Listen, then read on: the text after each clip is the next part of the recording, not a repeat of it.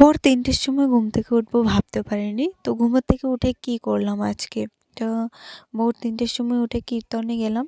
তো hello everyone, তোমরা সবাই কেমন আছো? আশা করছি সবাই ভালো আছো। আসামের হুজাই জেলার ছোট্ট একটি গ্রাম থেকে আমি পিন্টি দাস নিয়ে আসলাম এই ভিডিওটি। ভিডিওটা ভালো লাগলে লাইক, কমেন্ট, শেয়ার করে দেবে। তো আজকে তো পান্না খাওয়া হবে। তো সকাল সকাল সুন্দর করে পূজা দিয়ে তারপরে প্রসাদটাকে খুলতে হবে। আমি তো কীর্তনে গিয়েছিলাম সকালবেলা ভোরে ভোরে। তো শাশুড়ি মা দেখছি সকালবেলা আমার পর দিয়ে উঠে চান করে তো এখানে পান্নাটা খুলে ফেলেছিল।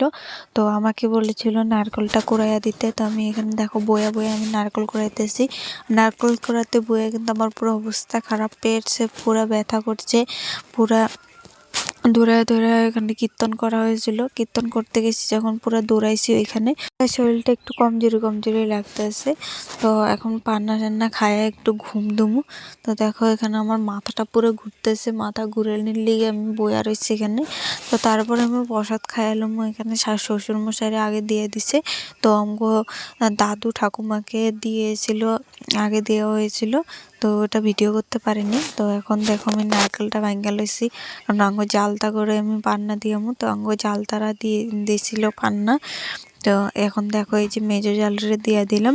তারপর দেখো শাশুড়ি মা আরেক থালা এনে দিছে। তো এখানে দেখো বড় জালরে দিয়ে দিলাম পান্না। ওই দেখো আমার বড় জাল এখানে পান্না খাইতেছে। তো একটু হাসিয়ে দিল, ভিডিও করতেছে। আমি হ। তারপর দেখো এখানে ঘরে আয়ে আমরা পান্না লইয়া বয়া গেছি শাশুড়ি বৌমা মিল্লা। তো এখানে দেখো পান্না খায়া তারপরে ঘুমাইতে আয়া পড়ছি। তো ভিডিওটা এই পর্যন্তই। ভালো লাগলে একটু লাইক, কমেন্ট, শেয়ার করবেন। নেক্সট একটা সুন্দর ব্লগে দেখা হবে। ততক্ষণে টাটা, বাই বাই।